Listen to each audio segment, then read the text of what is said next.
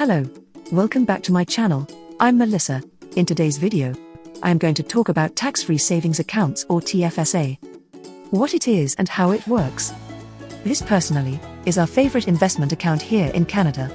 TFSA is a registered savings plan with the CRA to help you save for different purposes throughout your lifetime and allows you to earn tax-free investment income. It was created by the Canadian government in 2009 as a way to promote and encourage Canadians to put money aside for the future. You can hold a variety of investments inside a TFSA, including but not limited to savings accounts, mutual funds, stocks, guaranteed investment certificate or GICs, exchange-traded fund or EFT, and bonds. This means that contributions to the plan are not tax-deductible like RRSPs. However, withdrawals of contributions and earning from the plan are not taxable, meaning any interest, dividends and capital gains earned in the TFSA are tax-free for life. Please note that if you are holding a US stock that pays US dividends, these can be subjected to a 15% withholding tax. If you are new to investing and are looking to get started, you can sign up through Wealthsimple Trade, which is the Canadian broker that we use. Sign up today and get 2 free stocks using the link in the description below. In order to start investing in a TFSA, you must be a Canadian resident and reach the age of majority in your province or territory. Here in Ontario, you need to be 18 years of age or older.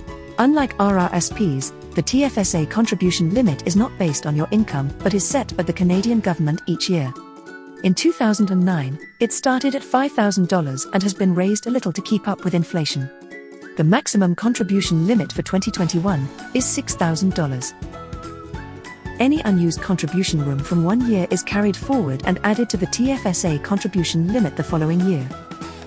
You can log into your CRA account to see your contribution limit. The thing we like about the TFSA the most is that any savings can be withdrawn from your account at any time. This is a great saving tool for the big purchase items, such as a house or car. Also, any withdrawals made in a calendar year will create additional contribution room in the following year. Any amount withdrawn will not be considered income for tax purposes or used to determine your eligibility for federal benefits or credit such as Canada Child Tax Benefit or Old Age Security. Let's go through an example. Say you invested $10,000 into your TFSA account, and that investment grew to $50,000. You are able to withdraw the entire amount tax-free. Then, you will be able to recontribute the full amount the following year, plus the next year's contribution limits, meaning you can recontribute $56,000. This is our personal favorite investment account here in Canada. We contribute to our accounts each time we get paid and let our investments grow. We like the flexibility of being able to withdraw from it without any penalties. If you have any questions or comments for me, please leave them down below and I'll do my best to answer them. If you like this video and want to see more from me, please subscribe below, hit the like button and come back next week as I'll be bringing more personal finance advice.